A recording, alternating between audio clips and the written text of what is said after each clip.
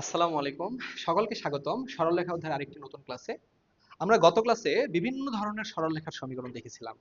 X অক্ষের সমীকরণ, Y অক্ষের সমীকরণ, সমান্তরাল রেখার সমীকরণ, ছেদক আকৃতির সমীকরণ, মূল বিন্দুগামী সরলরেখার সমীকরণ, দুইটা নির্দিষ্ট বিন্দুগামী সরলরেখার সমীকরণ, একটা বিন্দুগামী ঢাল জানা থাকলে সরলরেখার সমীকরণ, ছেদক আকৃতির সমীকরণ, লম্ব আকৃতির সমীকরণ। তো আজকে আমরা স্পেসিফিক ভাবে শুধু অক্ষের সমান্তরাল সরলরেখার সমীকরণ এবং এই সংক্রান্ত ম্যাথগুলা দেখব। দেখো আমরা গত ক্লাসে এগুলো দেখেছি যে এক্স অক্ষের সমীকরণ কি ছিল, ওয়াই ইকুয়াল টু জিরো, মুখস্থ করেছি কেন এটা হচ্ছে দেখেছি। ওয়াই অক্ষের সমীকরণ এক্স ইকুয়াল টু জিরো দেখেছি। এক্স অক্ষের সমান্তরাল রেখার সমীকরণ ওয়াই ইকুয়াল টু বি, যেখানে বি হচ্ছে কি একটা ধ্রুবক। আবার ওয়াই অক্ষের সমান্তরাল রেখার সমীকরণ দেখেছিলাম এক্স ইকুয়াল টু এ, যেখানে এটা হচ্ছে কি ধ্রুবক। ওকে, এটা ম্যাথ দেখো, প্রশ্নটা কি বলছে। একটি সরলরেখার সমীকরণ নির্ণয় করো যা এক্স অক্ষের সমান্তরাল। তাহলে বলো এক্স অক্ষের সমান্তরাল রেখার সমীকরণ কি, ওয়াই ইকুয়াল টু বি। আমাদের মুখস্থ এটা। এখন এই বি এর মানটা কত হবে এটা প্রশ্নে বলে দিয়েছে। দেখো এক্স অক্ষের সমীকরণ আর তার নিচের দিকে কত একক দূরে অবস্থিত, 4 একক দূরে অবস্থিত। তাহলে একটু খেয়াল করো। দেখো এক্স অক্ষের সমান্তরাল, এই অক্ষের সমান্তরাল এবং তার নিচে 4 একক দূরে। নিচে নিচে কত একক দূরে, 4 একক দূরে। তাহলে এই দূরত্বটা কত, 4 একক। এটাই তো সেই ধ্রুবক। আর আমরা দেখেছিলাম যদি উপরের দিকে হয় তাহলে +4 হবে, আর নিচের দিকে হলে কত হবে, -4 হবে।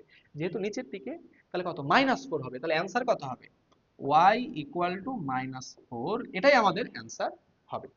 ওকে, চলো পরের প্রশ্নটা কি বলছে। এক্স অক্ষের লম্ব রেখার সমীকরণ। দেখো যেটাই এক্স অক্ষের লম্ব সেটাই কিন্তু ওয়াই অক্ষের সমান্তরাল। তাহলে এক্স অক্ষের লম্ব বা ওয়াই অক্ষের সমান্তরাল রেখার সমীকরণ। তাহলে কি, এক্স অক্ষের লম্ব মানে ওয়াই অক্ষের সমান্তরাল, আর ওয়াই অক্ষের সমান্তরাল রেখার সমীকরণ এক্স ইকুয়াল টু এ। এটাই আমাদের অ্যান্সার, শুধু এর মানটা জানি না। এটাকে আমরা 1 নাম্বার দিলাম। এখন দেখো 1 নং সমীকরণটা কোন বিন্দুগামী, 2 3 বিন্দুগামী। তাহলে 1 নং সমীকরণ 2 3 বিন্দুগামী, 2, 3 বিন্দুগামী। তাহলে 2, 3 দিয়ে কি সিদ্ধ হবে না? তাহলে 2, 3 দিয়ে সিদ্ধ করো। x এর মান 2, y এর মান 3 বসাও। তাহলে x এর মান 2, y এর মান তো বসানোর আর জায়গা নাই, তাহলে x এর মানটাই খালি বসালাম, 2 ইকুয়াল টু a। তাহলে a এর মান কত পেয়ে গেলাম, 2। এখন এই a এর মান 1 নং এ বসালে, তাহলে 1 নং এ a ইকুয়াল টু 2 বসালে পাই x ইকুয়াল টু 2। এটাই হচ্ছে আমাদের অ্যান্সার, x ইকুয়াল টু 2। এটাই হবে উক্ত সমীকরণ। ঠিক আছে, আশা করছি সবাই এই পর্যন্ত বুঝেছো।